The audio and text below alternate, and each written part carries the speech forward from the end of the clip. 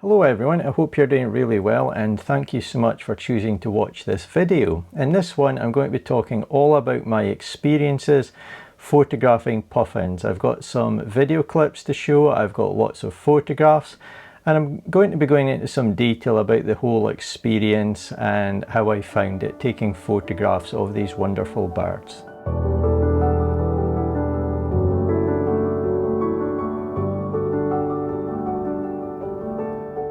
Over the years I've seen quite a lot of puffins on wildlife programs on television, and it's a bird that I've always wanted to photograph, but for some reason I've never quite got round to it. There's always been other things got in the way, the timing hasn't been right, I've had to prioritise other things and so on. But they are just fantastic birds. They're birds I've always wanted to go and see. I've wanted to try and get some quite specific photographs of them. And I've just wanted to have that experience. So this year I was determined to do it, and I actually set aside a couple of days to go on a dedicated trip to photograph these amazing birds.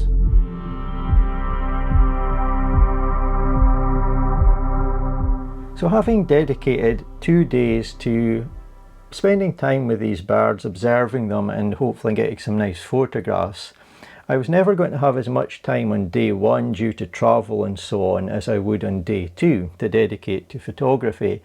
So when I went there on day one, it turned out to be a very harsh light day. There were blue skies, there weren't very many clouds. I was never going to get the types of photographs that I wanted. So I decided to dedicate the time that I had on day one to scouting. I wasn't familiar with the location, I'd never been there before. I honestly was not even sure if I was going to see or find puffins. So I spent my whole time scouting, and I'm really glad that I did. It took me quite a while, but I eventually found some puffins, and it was fantastic to see them in person for the very first time. It's something that I'll never forget.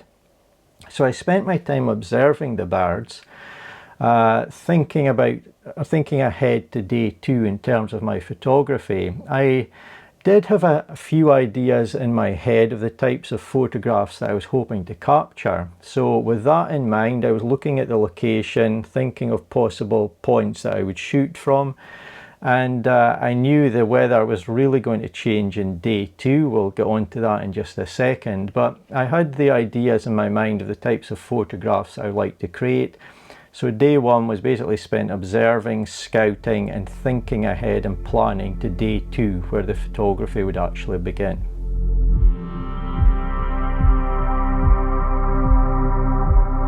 Before moving on to day two, looking at video, photographs, talking about the experience and so on, I just want to cover very quickly the gear that I was using.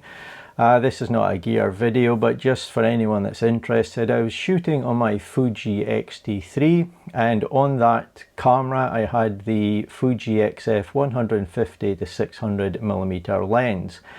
And as you will see shortly, I faced some very tough conditions to be shooting in. But my gear, although I did my very best to protect it, never let me down. And the camera and lens performed fantastically well. And I was really glad to have that 150 to 600mm focal length range available to me. I found it very useful. It helped me keep my distance from my subjects so I wouldn't disturb them or bother them in any way. And with the weather conditions that you'll hear about and see shortly, it was very beneficial to me not to be changing lenses. So I found that this lens was fantastic and it did everything that I required.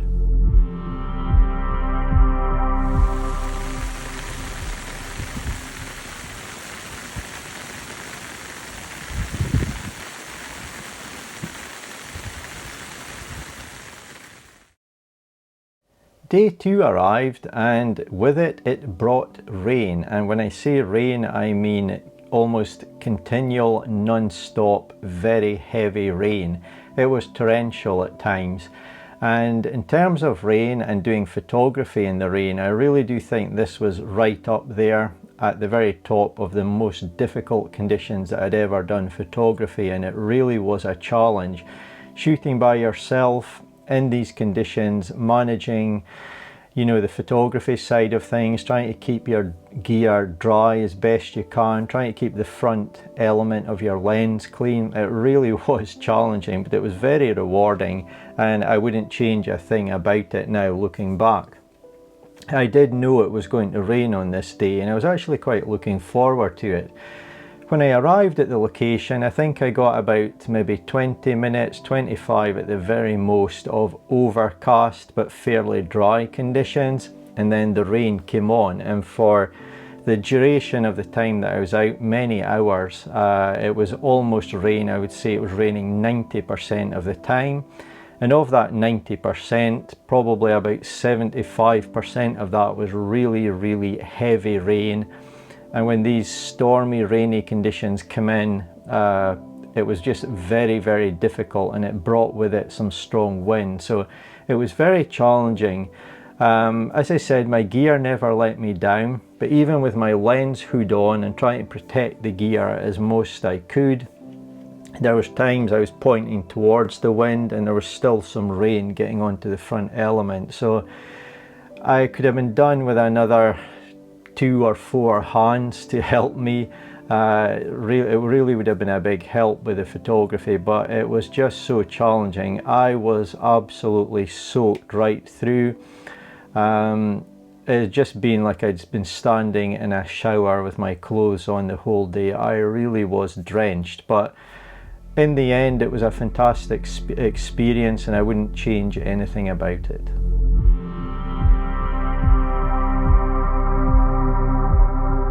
So one of the reasons that I wanted to observe and photograph puffins is because back over the years on the wildlife programs that I'd watched, I really found them fascinating to look at on the television.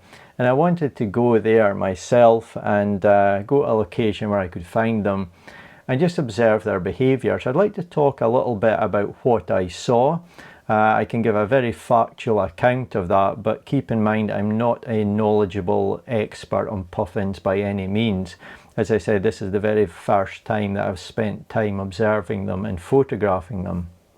But one of the key things that stood out to me is that over the 2 days, I found them to be charming, well behaved, if I can put it that way, birds. They were very nice to each other. And I'm fully aware that, like all living things, they can have their moments. There will be fights between them. They could argue. I know that can happen, but it really stood out to me over the 2 days. I never saw any arguments, any fights between the puffins.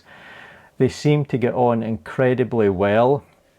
I got a sense that they actually cared for each other. I've seen a lot of pairs very close together. I saw signs of affection. They would rub beaks and so on. And I just found that side of it really appealing to me. It was a joy to observe them.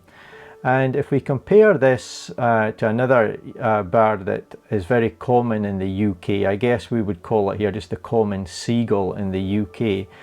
That's a bird, very common, which I don't particularly enjoy observing or watching or spending time photographing. I do take the odd photograph, but those birds, in my experience at least, I see them regularly on a daily basis. They can be very vicious towards each other for no apparent reason. I've seen two spending time together, just walking about, and then suddenly, for an unprovoked reason, one will just use its beak to latch onto the wing of the other bird and really try and destroy it. I've seen many times them just locking their beaks around another bird's neck for no reason. I'm aware perhaps at breeding times and so on there can be issues causing that, but this just happens on a fairly regular basis for no reason. It's a stark contrast to the behaviour of these two coastal birds, but it really stood out to me how pleasant to each other the puffins were. But like I said, I'm definitely aware, like all living things, they will have their moments. I'm sure they can have vicious fights, but over the 2 days, I guess I could say their behaviour to each other really was impeccable. They were so well behaved. One other thing that really stood out to me, and something that's been embedded into my mind about the puffins, is just how observant and inquisitive they are. So as they were perched on the cliffs, they would really pay attention to what the other puffins that they were incredibly friendly with around them were doing. So for example, if one disappeared into a burrow, the other one would really be watching that and following it to see what it was doing. They would be very observant of puffins flying onto the cliffs, and indeed flying off the cliff. So for example, if there were two puffins together and one dived off the cliff towards the sea, presumably to look for food, the other puffin would very comically just be almost transfixed on it, and it would lean forward and look towards the direction that the other puffin had went. So they were really observant birds, and I think quite inquisitive. That's the impression I got. And I also noticed they spent a lot of time looking upwards, glances upwards a lot. They were doing that very often, and I believe, or at least I think, and I'm not an expert, but I think that was to look out for potential predators coming from above. So they were obviously doing some of that as they were looking around, but they did glance upwards a lot, which I think was probably and mainly to look for potential predators. I believe there's a gull that actually attacks them, and I did see some peregrine falcons going around as well. So I think they constantly need to be on the lookout for potential threats, I guess, as they are looking for food, and also as they're perched on the cliffs and so on. And I did notice something interesting on day one. I was very mindful before I found the puffins. I was going to keep my distance. The birds come first, my photography is a distant second, so I wasn't going to disturb them. But when I was observing them in day one, I was quite far back. I wasn't taking photographs, and a man sort of saw me, and he came over and he walked past me. He got much closer to the puffins, and he took out a mobile phone, and I don't know if he was taking photographs or video of them. But when that happened, I noticed the puffins, they'd been looking all around them obviously, but they spent an awful lot more time looking at this person. Whether they were curious or perhaps suspected it was a threat to them, or they were wary, I don't know what was going through their minds, but they seemed a bit agitated by it. And in my mind, I just thought, well, if I get too close, or anyone gets too close, and the puffins begin looking at me or that person too much, it's less time they can spend looking around and up for potential threats to themselves. So it just reinforced what I was already going to do, and that was obviously stay back, to not disturb them, not affect their daily behaviour in any way. And having the focal length range that I did, I was able to do that, and by scouting around as well, I also found some nice, what I would call, cover points where I could be quite hidden and still get some nice photographs of these amazing birds.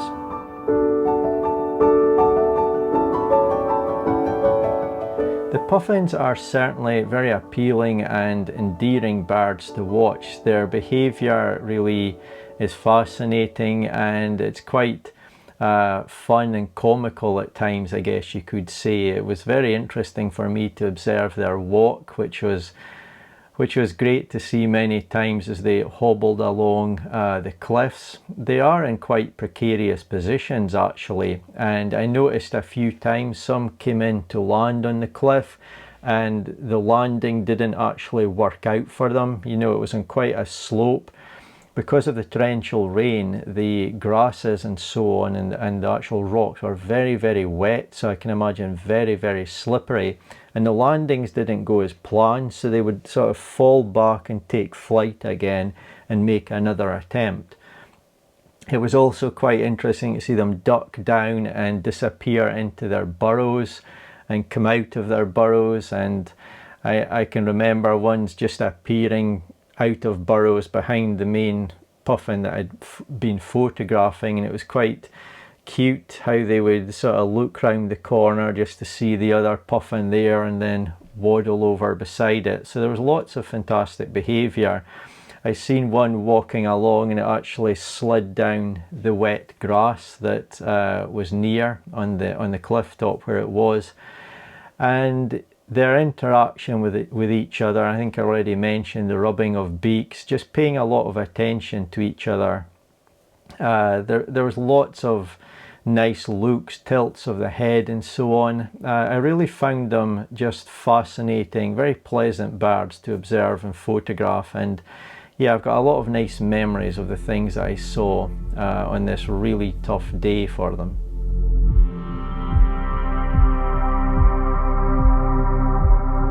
I want to move on now to talk about my 3 favourite images that I captured all on day 2 of my 2-day trip photographing these puffins.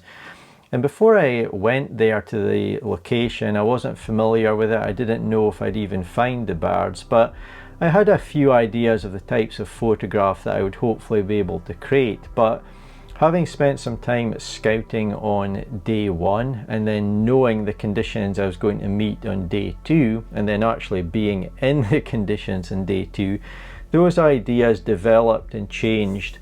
And as the day went on day 2, standing out in the absolutely torrential rain, I started to see things, and the idea of images were really formulating in my mind. And one of the main impressions that I'm left with is a deep affection for these birds, but also great empathy for them. It's just a realization of the types of conditions they face. I mean, I had wind, torrential rain. They're going to face really hot conditions in summer and so on. Strong winds blasting them in these cliff tops. Treacherous conditions they're coming into land in. Very small sections that they try to land in, and it must be in many respects quite a tough life for them. So I wanted to sort of capture some of that in my photographs. So the first of my 3 favourite photographs is 2 puffins together. I've talked a lot about interaction between the puffins, how they showed affection for each other, and there were obviously some couples there as well, perched on the cliff tops.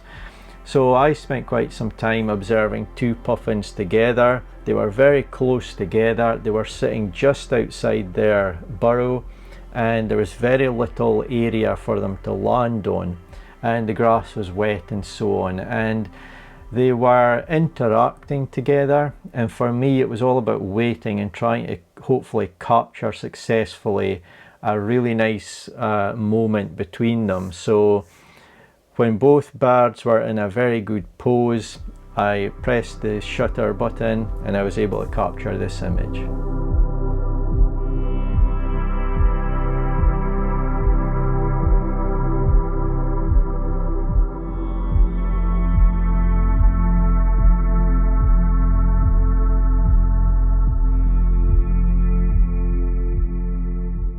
The next image of my favourite 3 was trying to take in obviously a bit of the surroundings, a bit of the area that this particular bird was in, show a bit of the weather conditions as well, and show some of the characteristics of the puffins which I saw. So this particular bird was sheltering, and it had actually turned around to face away from the worst of the conditions, the direction that the wind was blowing in from the sea and the direction the rain was coming from. So I think it was trying to shelter basically its face and get some respite from the tough conditions, the wind and the rain. They would frequently shake off some of the rain from their feathers. So this one doesn't have a lot of rain on it, but you can certainly see quite a bit on its back. And in the area that it was sheltering, it was perhaps near a burrow, there were some nice little colourful touches, some little small flowers and so on around the bird. So I wanted to make use of that and just show the bird trying to take some respite from the tough conditions. So here's this image.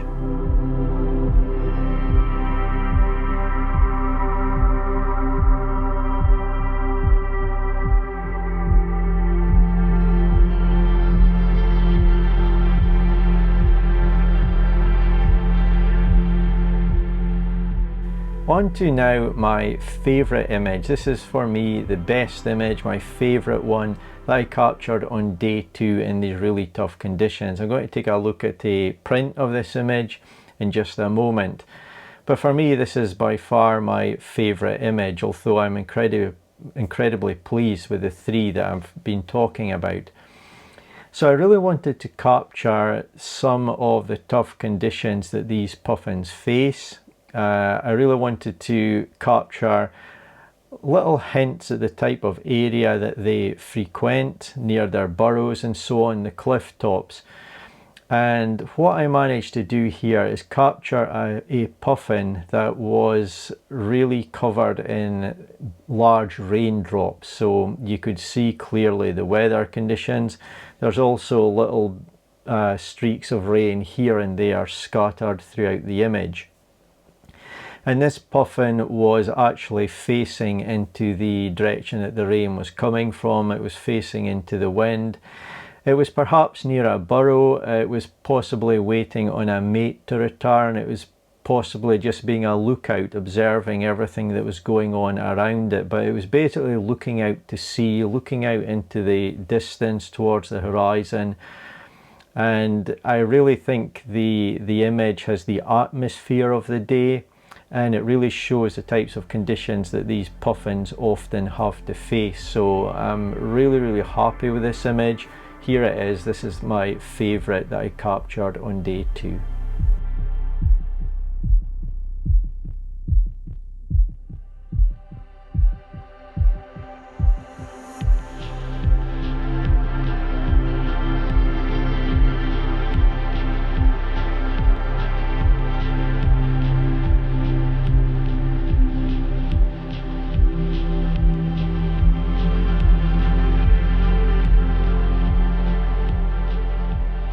I really hope you liked seeing those 3 images. I'm incredibly happy with them. I'm very proud of them. And for me, it was all about spending time with these puffins without disturbing them, just letting them go about their business as normal. And then if I was able to capture some nice photographs, that's a bonus. And I certainly feel very pleased that I left them in peace and I did get some nice photographs. I've been doing some printing, and as I said, this is my favourite image. I hope you like it as well. I think the print has turned out fantastic. There's nothing I would change about this image. It really is something that I'm incredibly happy with. The image shows fantastic detail. You can see all the raindrops on the bird's back, on its head. You can see all the raindrops on the grass around it, and you can see it gazing off into the distance out across the vast ocean. It leaves the viewer thinking, what's the puffin thinking? What's it doing? You can clearly see the weather conditions. Is it waiting on a mate to return? Is it just deep in its own thoughts? Is it being a lookout? But yeah, I'm incredibly happy with this image, and I'm incredibly happy with all 3 that I've shown at the end of this video, so much so that they are now available as prints on my website. So if you would like one of these images to display in your own home, then please check that out. Anyone that buys a print, that's greatly appreciated. But I can honestly say I know you'll love the prints. They're incredibly detailed, and I think I've captured the essence of the day and the puffins really well across these 3 images. So if you would like one, be sure to check them out on my website. That's it for this video. I'm going to frame this actual print that you can see here, and I'm going to get it displayed in my home somewhere. I really do hope you've enjoyed watching the video and found it interesting. I had a fantastic, although a very difficult time photographing the puffins. The weather conditions were incredibly dramatic, very difficult to work in, but it was a fantastic atmospheric experience. And I hope you've enjoyed hearing about it, seeing some of the video, and of course seeing some of my images as well. Thank you so much for watching. I really do appreciate it, and hopefully I will see you in my next one.